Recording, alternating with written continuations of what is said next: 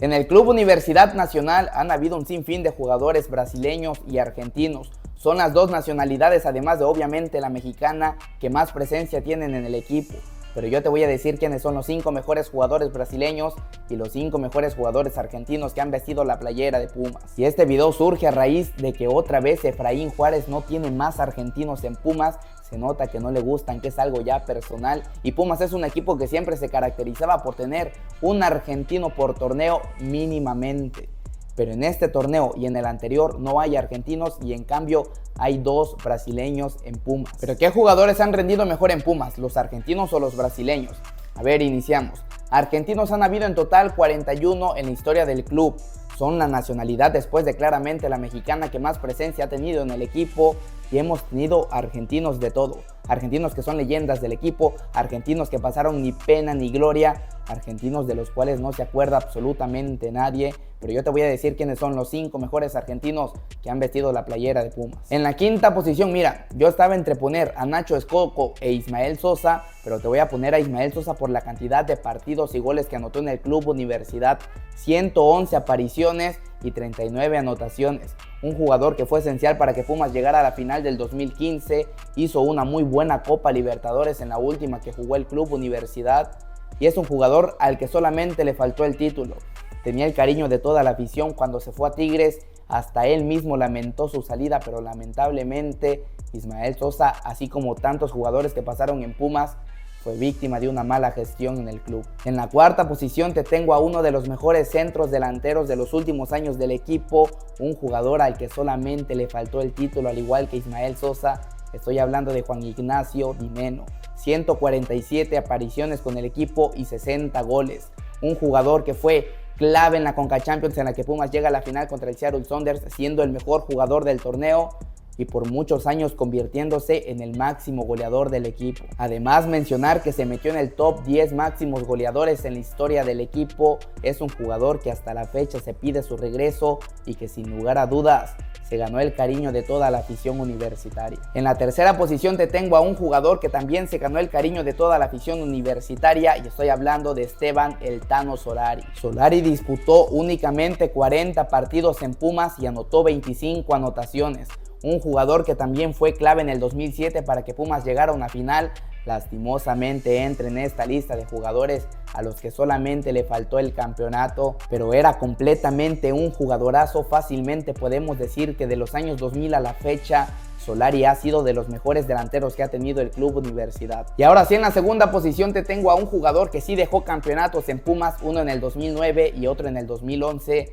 Y estoy hablando de Martín La Rata Bravo. La Rata Bravo disputó 226 partidos con Pumas, anotó 60 goles. A ver, no era el centro delantero más goleador de todos, pero era un jugador que siempre estaba ahí, tenía presencia en el área. Con su baja estatura era un jugador escurridizo, te podía jugar el doble 9, te podía jugar por fuera.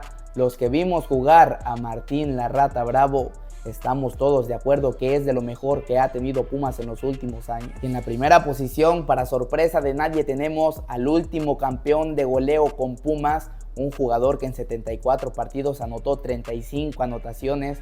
Y estoy hablando claramente de Bruno Marioni, una pieza clave del equipo, si no es que el mejor jugador de aquel Clausura 2004 donde Pumas consigue el bicampeonato, y parte fundamental para que Pumas jugara la final de la Copa Interamericana contra Boca Juniors. Sin lugar a dudas, Bruno Marioni, por los que vieron jugar a Bruno Marioni, no me van a dejar mentir, ha sido el mejor argentino que ha vestido la playera de Pumas en toda la historia. Pero bueno, ahora vámonos con los brasileños. Ha habido un total de 37 brasileños a lo largo de la historia de Pumas, y vaya que muchos de esos los podemos llamar como leyendas del equipo. Pero en el quinto lugar te tengo al que se decía que era el mejor socio de Caviño, Spencer Coelho. Un mediocampista creativo de Pumas de los años 70, estuvo para ser exacto del 74 al 77, se registran 128 partidos con el club y anotó 18 goles. Fue uno de los estelares para que Pumas lograra su primer campeonato en el 71, porque fue el que le dio la asistencia a Caviño para derrotar a Leones Negros y Pumas consiguiera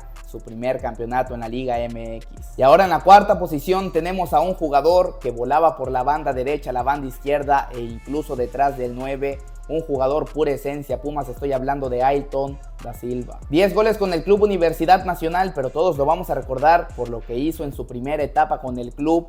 En el 2004 bicampeón siendo pieza clave, todos lo vamos a recordar por la polémica que tuvo contra Chivas, sacándose la mítica playera de gatitos ni madres. Y sin lugar a dudas podemos decir que Ailton da Silva es de los mejores brasileños que ha tenido Pumas a lo largo de su historia. Y en la tercera posición ya tenemos a un jugador que es una mítica leyenda del Club Universidad Nacional, Leandro Augusto. Sin lugar a dudas nos podemos referir a él como el mejor mediocampista que ha tenido Pumas en toda su historia. 362 partidos con el equipo, 22 goles, 5 campeonatos. Bicampeón en el 2004 de Liga, campeón de campeones en el 2005, campeón en el 2009 y campeón en el 2011 con el Club Universidad.